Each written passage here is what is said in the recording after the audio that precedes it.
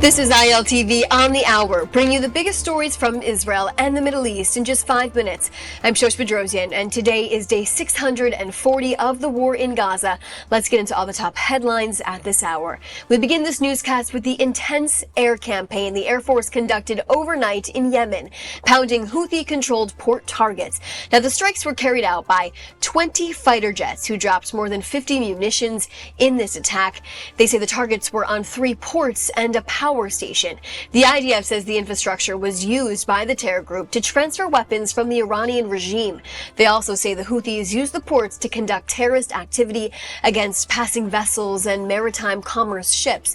And just a few hours after those Israeli strikes, sirens sounded overnight in communities in Israel, specifically in the south of Jerusalem, the Etzion bloc, Hebron, and the Dead Sea area.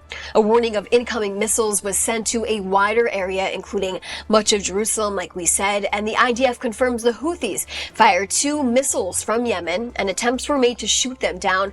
Now, no injuries or damages were reported, although the Houthis took to Telegram and said they struck the heart of Tel Aviv, but there were no damages reported in the central city. In fact, there were no sirens that sounded in the entire central part of the country.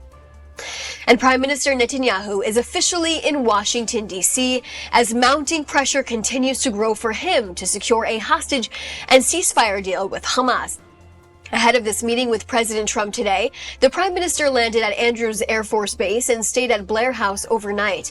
He's set to meet with the U.S. Secretary of State Marco Rubio and the Special Middle East Envoy Steve Witkoff before meeting with Trump this evening.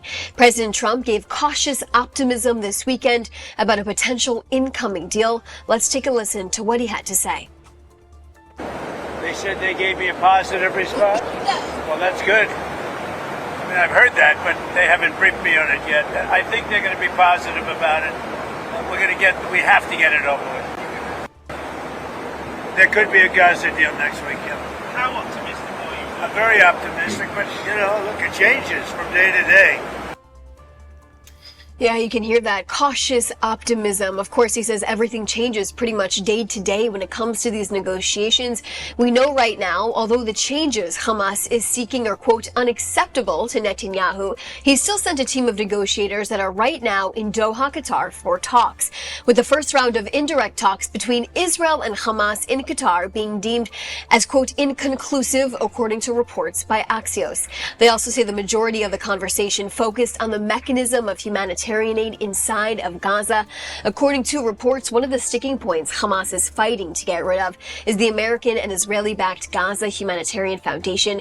It's a mechanism that Hamas has wildly disapproved, as the organization says it works hard to make sure no aid gets into the hands of the terror group.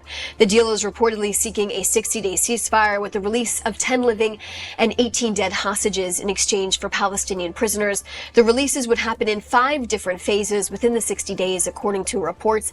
And in recent days, the Prime Minister Netanyahu has made it clear for the first time since October 7th, the return and the release of the hostages is at the top of the priority list.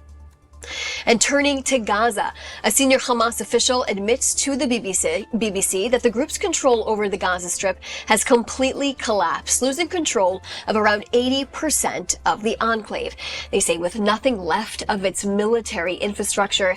The BBC says it's received messages from a senior Hamas officer who confirmed there's barely anything left of the security infrastructure.